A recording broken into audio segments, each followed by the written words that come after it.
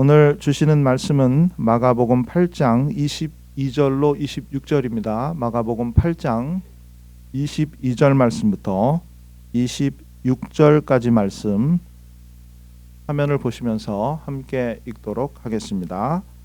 벳세다의 이름에 사람들이 맹인 한 사람을 데리고 예수께 나와 손 대시기를 구하거늘 예수께서 맹인의 손을 붙잡으시고 마을 밖으로 데리고 나가사 눈에 침을 뱉으시며 그에게 안수하시고 무엇이 보이느냐 물으시니 쳐다보며 이르되 사람들이 보이나이다. 나무 같은 것들이 걸어가는 것을 보나이다 하거늘 이에 그 눈에 다시 안수하심에 그가 주목하여 보더니 나아서 모든 것을 밝히 보는지라. 예수께서 그 사람을 집으로 보내시며 이르시되 마을에는 들어가지 말라 하시니라. 아멘. 주변에 계신 분들 돌아보시면서 한번 인사 나눠주시고, 여전히 또 아프신 분들, 또 여러 사정으로 나오지 못하신 분들 계신 것 같습니다. 생각나실 때마다 또 기도해 주시고 기억해 주시고 기도해 주시면 감사하겠습니다. 인생은 B와 D 사이에 있는 C다. 어느 철학자가 이런 말을 했습니다. 그가 말한 B는 birth, 탄생이고요, 태어남. D는 death, 죽음입니다. 그리고 C는 choice, 선택입니다. 인간이 태어나서 죽는 것이 인생인데 그 사이에 수많은 선택을 하며 살아가는 것이다. 이런 뜻입니다. 지난 주일에 씨 뿌리는 자의 비유를 통해 선택에 대한 말씀을 드렸습니다. 예수님이 이 비유를 이야기하실 때 씨 뿌린 이후 과정을 의도적으로 생략하신 것처럼 보이는데 그 이유는 아마도 열매를 거두기 위한 필요한 헌신이나 수고와 노력을 씨 뿌리는 사람 본인이 선택하라는 뜻인 것 같다. 제가 이렇게 말씀을 드렸습니다. 우리 인생은 선택의 연속입니다. 우리에게는 선택의 자유가 있습니다. 우리가 늘 옳은 선택을 하고 그로 인해서 좋은 열매를 얻으면 좋겠지만 그러나 매번 그럴 수 없습니다. 우리 안에 있는 잘못된 방향성, 편향 때문입니다. 옳다고 생각했던 것이 실제로는 옳지 않았던 것이죠. 우리가 왜 잘못된 선택을 하게 되는지 그 주된 원인이 우리 안에 있는 편향이다. 다른 말로 하면 욕심입니다. 왜곡된 욕심. 오늘은 이 문제를 함께 생각해 보도록 하겠습니다. 먼저 본문의 말씀을 보면 첫째, 예수님이 벳세다 지역을 지나실 때 맹인 한 사람을 고쳐주셨는데 그가 스스로 온 것이 아니라 사람들의 손에 이끌려 왔다라고 되어 있습니다. 오늘 설교가 좀 길어서 제가 본문을 읽지 않겠습니다. 22절에 그 내용이 나옵니다. 그는 앞을 볼 수 없었습니다. 따라서 자신의 힘으로 예수님을 찾아갈 수 없었고 부득이 다른 사람들의 도움을 받아야 했던 것이죠. 자, 둘째, 그런데 그가 그렇게 어렵게 예수님께 나왔는데 예수님이 그를 단번에 고쳐주시지 않고 단계적으로 고쳐주셨습니다. 보통 있는 일은 아닙니다. 왜 그렇게 하셨는가? 23절에서 25절 내용인데요. 20세기 최고의 강해 설교자라고 불리는 로이드 존스 목사님은 이 부분을 아마도 예수님이 제자들을 훈련시키시기 위해서 그런 것 같다라고 해석했습니다. 나중에 제자들도 병 고치는 일을 하게 될 텐데 그로 인해 복음 전하는 일에 참여하게 될 텐데 이 일이 그들을 위한 하나의 훈련 과정이었다. 그렇게 본 것입니다. 저는 그렇게 보지 않습니다.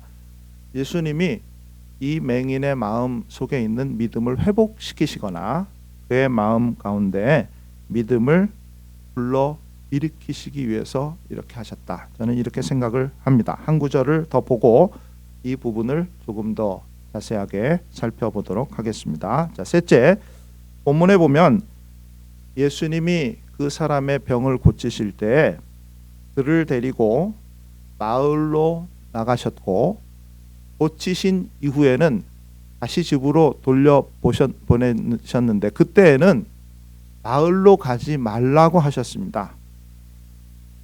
본문 23절에 마을 밖으로 데리고 나가셨다라고 되어 있고 26절에 그러나 마을로 들어가지 말라 하신 것으로 되어 있습니다.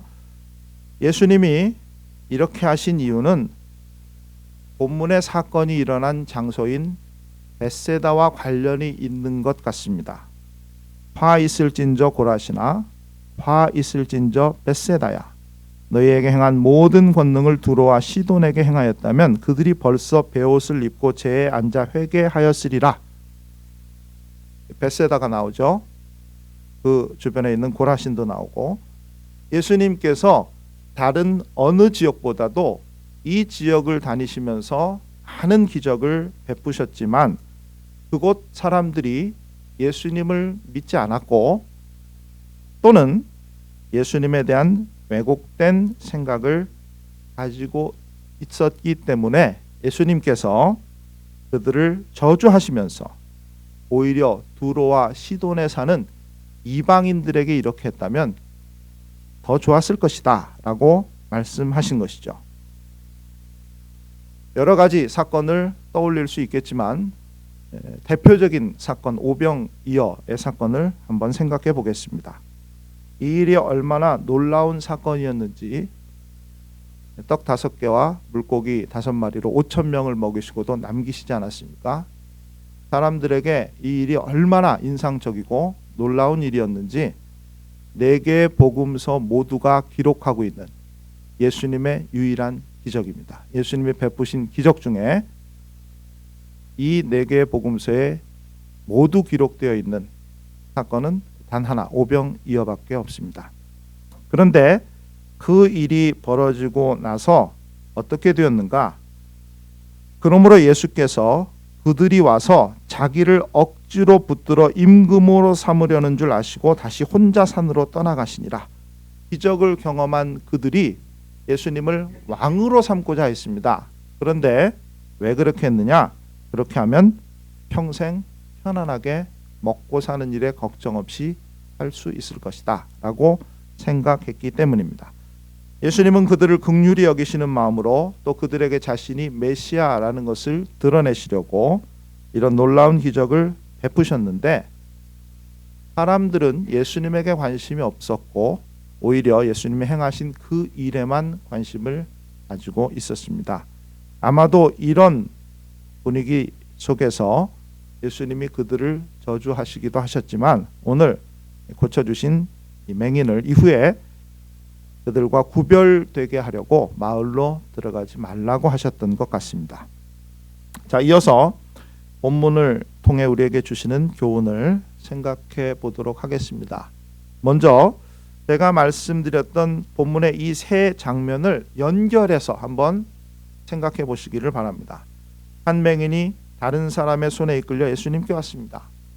그 다음에는 그가 예수님의 손에 이끌려 마을 밖으로 나가게 됩니다. 그곳에서 예수님이 그를 고쳐주셨는데 평소와 다르게 단계적으로 고쳐주셨고 마침내 그가 예수님을 밝히 보게 되었습니다. 그리고 나서 그를 돌려보내실 때는 마을로 가지 말고 집으로 바로 가라라고 말씀하셨습니다. 여러분은 어떠실지 모르겠지만 저는 본문을 보면서 마치 한 어린 아이가 성장해가는 과정을 보는 것 같았습니다. 문제가 있는데 스스로 해결할 수 없고 다른 사람이 필요한 존재, 그렇게 누군가 손 내밀어 주어야 하는 존재, 그리고 앞으로 더 자라야 하고 그러면서 또한 보호받아야 하는 존재. 그 맹인의 모습이 이제 막 세상 가운데 발을 들여놓고 있는 어린 아이와 같이 생각되지 않습니까? 돌아보면 우리도 이럴 때가 있었습니다. 누군가의 도움이 필요했고 가르침이 필요했습니다. 그러다 어느 순간 예수님을 알게 되었습니다. 그리고 그 이후로 오랜 시간 많은 일들을 경험하면서 예수님을 조금 더 깊이 알게 되었고 지금도 알아가고 있는 중입니다. 이렇게 본문의 사건이 마치 신앙이 성장해가는 과정을 보여주는 것 같습니다. 그러나 문제는 그 과정은 아직 끝나지 않았고 그 길은 여전히 멀리 있고 또한 매우 쉽지 않다는 것이죠. 어느 날 우리 교회에 전혀 모르는 분이 새로 오셨습니다. 예배를 마치고 제가 그분에게 어떻게 오시게 되셨습니까? 라고 물었을 때 그분이 전혀 생각지 못했던, 전에 제가 들어보지 못했던 대답을 하셨습니다. 하나님이 살아계시다면 하나님을 만나고 싶습니다. 늘 그런 생각을 가지고 교회를 오고 싶었는데 그러지 못하다가 앞길을 지나는데 교회 사인이 어느 날 보였습니다. 그래서 내가 만약에 교회를 가게 된다면 이 교회를 가야 되겠다라고 생각을 했고, 그런데 그 생각하고 다짐한 이후에 1년 반이나 지나서 이제야 오게 되었습니다. 이렇게 이야기를 하셨습니다. 물론 그분이 지금 이 자리에 계시지 않습니다. 오랜 망설임과 어떤 면에서는 두려웠을지도 모를 그 마음이 어느 정도 헤아려지지만 이 교회 문턱을 넘어서는 것이 쉬운 일이 아닙니다. 그러나 그 이후에 가야 하는 신앙의 길 또한 쉽지 않습니다. 어린아이가 마음껏 걷고 뛰기 위해서는 그 전에 수없이 넘어지고 일어서는 과정이 필요합니다. 그러한 가운데 한 사람으로 온전하게 자라가게 되는 것이죠. 신앙도 마찬가지입니다. 온전한 신앙인이 되기 위해서는 문턱을 넘어서는 용기도 있어야 하지만 그 이후에 펼쳐진 길 없는 길을 가야 하는 다짐이 필요하고, 그러다가 때로 넘어질 때가 있고 주저앉을 때가 있고 아예 엎어져 버릴 때가 있지만, 그러나 아이들이 걷고 뛰다 넘어지면 또다시 일어나고 넘어진 것보다 한 번 더 일어나야 어른이 되어가는 것처럼, 그래야 걷고 뛰게 되는 것처럼 신앙의 여정에도 그런 일이 필요하다라는 것입니다. 넘어졌지만 일어서고 또다시 일어서는 과정을 반복하면서 지금 우리가 여기에 있습니다. 본문의 맹인이 처음에는 사람들의 손에 이끌려 이후에는 예수님의 손에 이끌려 결국 눈을 뜨게 되고 세상을 밝히 보게 된 것처럼 우리도 여전히 누군가의 이끌림에 의해서 앞에 놓인 길로 걸어가야 하는 것이고, 그렇게 될 때 결국 예수님을 밝히 보게 되는 것이죠. 그런데 이 이야기에 보면 중간에 위기가 한 번 있지 않았습니까? 예수님이 침을 바르면서 안수하셨는데 그가 확실하게 볼 수 없었던 것이죠. 그때 그는 좌절하지 않고 포기하지 않았습니다. 예수님, 보이긴 보이는데 아직 완전하지는 않은 것 같습니다. 오히려 자신의 상태를 정직하게 예수님께 이야기했습니다. 그 말을 예수님은 내가 지금 볼 수 있지만 완전히 보고 싶다는 뜻으로 이해하셨던 것 같습니다. 그 이후에 다시 안수를 하셔서 그를 온전하게 고쳐주셨습니다. 우리가 온전한 사람이 되기 위해서는 맹인이 그랬던 것처럼 먼저 자기 자신에게 정직해야 합니다. 보이지 않는데 자꾸 보는 것처럼 이야기해서는 안 됩니다.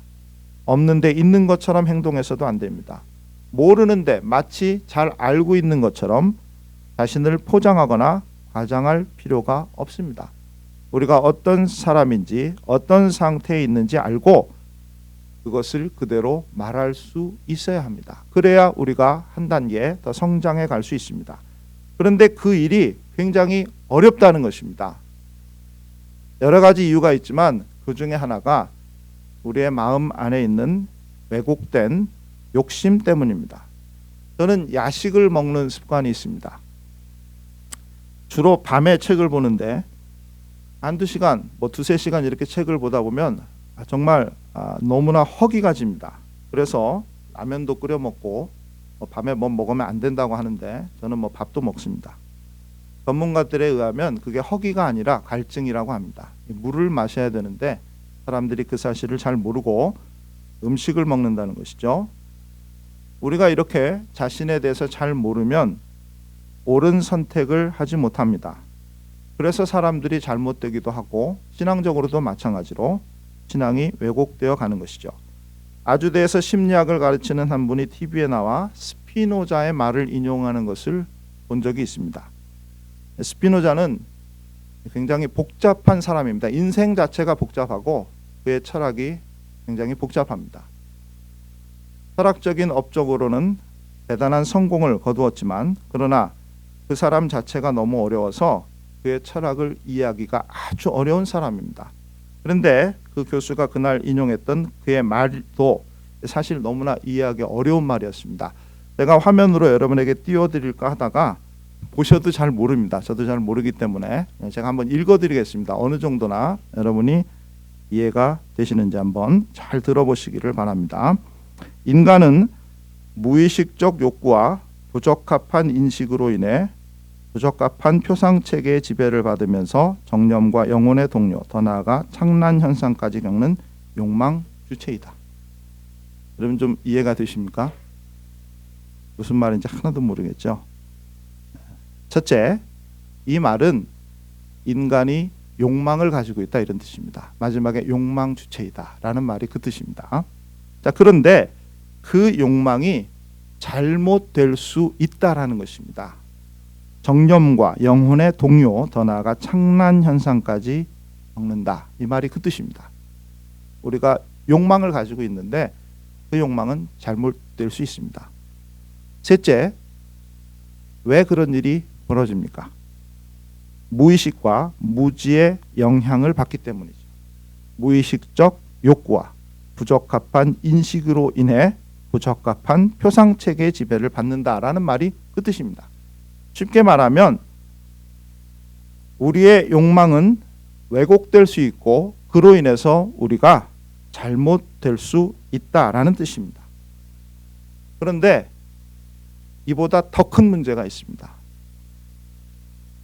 인간이 왜곡된 욕망 때문에 잘못되어 가고 있는데도 놀랍게도 그러면서 만족을 느낀다는 것입니다. 이게 굉장히 아이러니한 것입니다. 세상에 어떤 동물도 이런 모습을 보이지 않는데 인간만 이런 특징을 가지고 있다고 합니다. 예를 들어 제가 밤에 물을 마셔야 되는데 밥을 먹는다라고 말씀을 드렸습니다. 갈증을 허기로 착각하기 때문에 그렇게 하는 것이죠. 잘못된 선택입니다.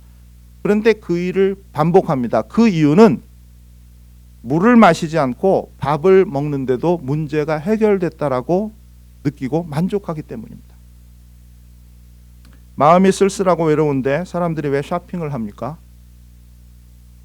자신에게 무엇이 필요한지 제대로 알지 못하기 때문에 사실은 딴짓을 하는 것이죠. 그런데 놀랍게도 그렇게 하면서 기분이 나아집니다. 문제가 해결되지도 않았고 심지어 무엇이 문제인지도 잘 모르고 있는데 어쨌든 만족을 느끼게 되고 그래서 계속 그렇게 하는 것입니다. 사람들이 명품에 집착하는 이유를 저는 잘 모르겠습니다. 저는 명품에 대해서도 사실 잘 모르고 관심도 없습니다. 한국에는 명품을 대신 사주는 아르바이트도 있다고 합니다. 어떤 제품이 한정판으로 출시될 때 그걸 사고 싶은 사람이 밤새 가서 기다리지 못하니까 사람을 대신 보내서 그 사람이 가서 12시간 뭐 이렇게 기다리다가 백화점이나 명품관이 오픈할 때 그 한정품을 사다 주고 대신 수고비를 받는 것입니다. 왜 그렇게까지 해야 되는지 저는 정말 이해가 안 됩니다. 그런데 어제 우연히 명품이 비쌀 수밖에 없는 5가지 이유라는 글을 읽게 되었습니다. 그 글을 통해서 사람들이 왜 명품을 찾는지 조금은 더 이해할 수 있게 되었습니다. 그 내용을 여러분에게 잠깐 소개해드리겠습니다. 명품에 관심이 없으시겠지만 5가지인데요. 그 5가지 다섯 번째 일을 제가 말씀드리려고 앞에도 간단하게 설명을 해드립니다. 첫째, 이 명품은 그 시작부터 사치품이었기 때문에 당연히 비싸다는 것입니다. 한국말로 명품이라고 한 번역 자체가 신의 한 수였다라고 그 글은 이야기합니다. 영어로는 그냥 럭셔리입니다. 사치품입니다. 프랑스, 이탈리아, 중세시대에 그 나라의 왕궁들에 납품하던 온갖 귀한 것들, 그러한 사치품들이 지금 우리가 알고 있는 명품 브랜드들입니다. 왕궁에 납품하던 것들이었으니 얼마나 비쌌겠습니까? 그래서 명품이 지금도 비싸다는 것입니다. 둘째, 최상의 재료를 가지고 장인들이 한 땀 한 땀 만들어내기 때문에 그 수량이 적을 수밖에 없고, 그래서 가격이 비싸다는 것입니다. 재료가 마땅치 않을 때, 원하는 퀄리티가 되지 않을 때 아예 그 제품을 만들지 않는다고도 합니다. 그러니 더욱더 수량은 적어질 것이고 그 제품의 가격은 얼마나 더 올라가겠습니까?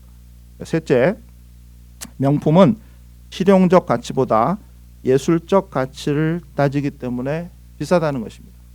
이 마세라티라는 차가 있죠. 별로 비싸지 않은 차인데 이 글에 나오는 내용이라 제가 그대로 인용해 드립니다. 문짝이 잘 맞지 않으면 마세라티가 아니다라는 말이 있을 정도로 기계적인 면에서 보면 수준이 떨어지는 차이다. 그래도 그 차가 비싼 이유는 차가 가지고 있는 특별한 감성과 디자인 때문이다. 이렇게 되어 있습니다. 저 같으면 이렇게 설명했을 텐데, 여러분이 잘 아시는 이야기죠. 비 올 때 가방을 들고 비를 막으면 명품이 아니죠. 명품은 비가 올 때 오히려 품속에 품습니다. 그것을 실용적인 가치로 들고 다니기보다는 그 안에 담겨진 또 다른 가치가 있기 때문에 명품이 가격이 비싼 것입니다. 자, 네 번째는 material goods가 아니고 positional goods이기 때문에 명품이 비싸다는 것인데, 아무리 읽어도 제가 이 내용은 이해가 안 돼서 넘어갑니다.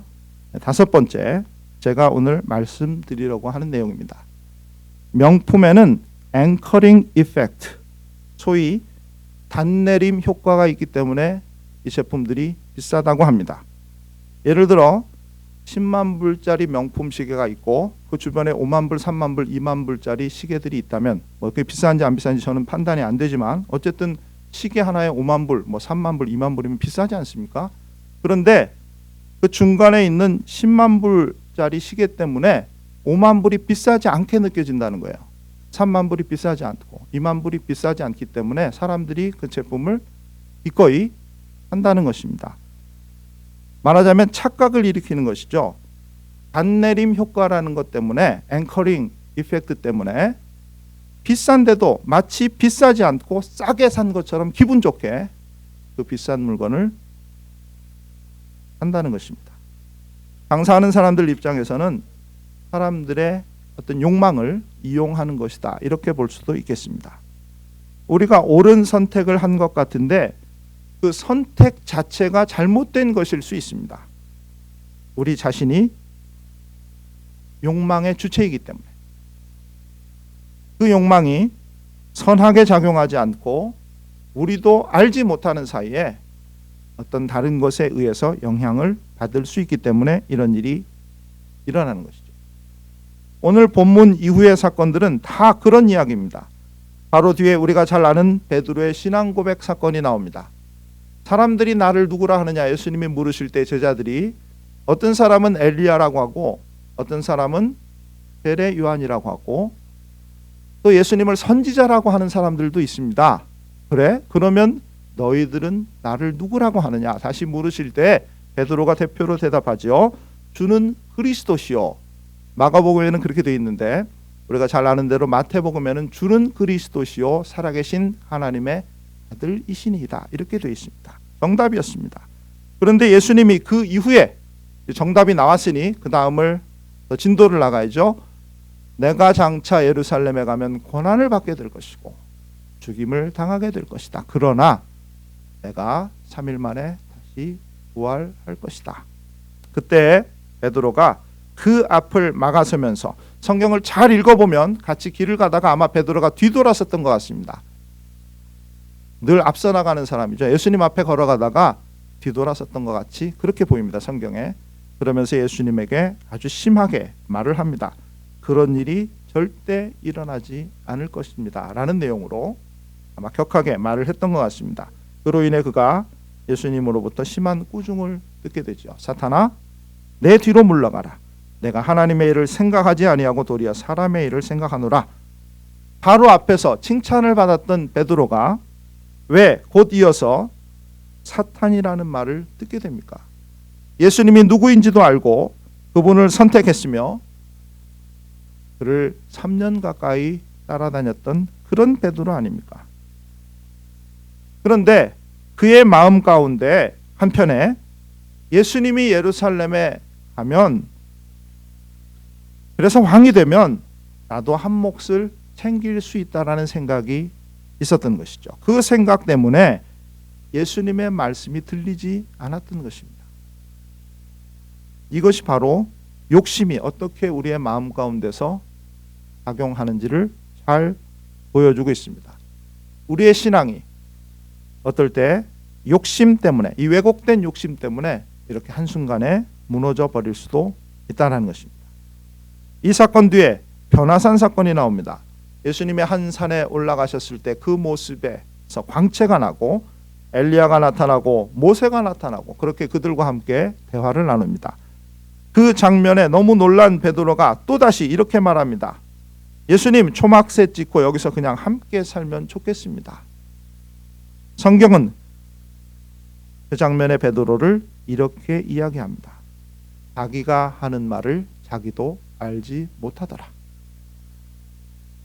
이미 옳은 선택을 했던 베드로였지만 그러나 한순간에 잘못된 선택들을 해나가는 것들을 계속해서 성경이 우리에게 보여주고 있습니다. 우리 안에 자리 잡고 있는 욕심이 계속해서 우리의 선택의 해방꾼이 될 수 있습니다. 이미 예수 그리스도를 선택하고 그 뒤를 따라가는 길에 서 있는 우리들, 그러한 우리들이 계속해서 넘어지도록, 주저앉도록, 아예 엎어져 버리도록 우리의 욕심을 자극하는 것입니다. 그렇게 되지 않으려면 우리는 우리 자신에게 정직해야 합니다. 내가 언제든 넘어질 수 있다는 사실, 나에게도 부족한 것이 있고 모자란 것이 있다는 사실을 겸손하게 인정해야 하는 것이죠. 벳세다의 한 맹인이 예수님을 만나 고침 받는 이 사건 가운데 한 번의 위기가 있었지만 그는 자신에게 정직했습니다. 보이지만 아직 완전하지 않습니다. 그 말을 예수님이 여전히 그가 문제 해결을 원하고 있다는 뜻으로 들으시고 그를 고쳐주심으로 마지막 결론에 보면 그가 모든 것을 밝히 보게 되었다, 이렇게 이야기하고 있습니다. 우리가 예수님을 만난 것이 옳은 선택이었고 그러나 여전히 예수님을 만날 날을 또한 기다리고 있습니다. 지금은 거울로 보는 것 같이 희미하지만 우리가 언젠가 얼굴과 얼굴을 대면하여 보는 순간이 있게 될 것입니다. 그 순간이 다가오는 믿음의 여정의 마지막까지 힘을 내어 끝까지 달려갈 수 있는 저와 여러분이 되실 수 있기를 바랍니다.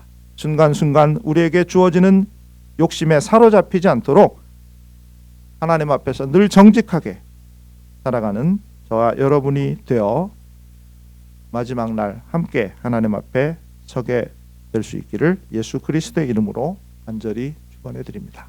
기도하겠습니다. 하나님, 예수 그리스도를 통해 우리를 자녀 삼아 주시고 여전히 불완전한 우리를 끊임없는 은혜로 품어주시니 감사드립니다. 예수님을 주님으로 모시고 살아가게 하시고 그럼에도 불구하고 세상의 유혹과 욕심에 흔들릴 때마다 성령님 우리를 도와주셔서 우리 앞에 놓인 신앙의 여정을 끝까지 달려가 아름답게 마칠 수 있도록 축복해 주시옵소서. 예수님 이름으로 간절히 기도드립니다. 아멘.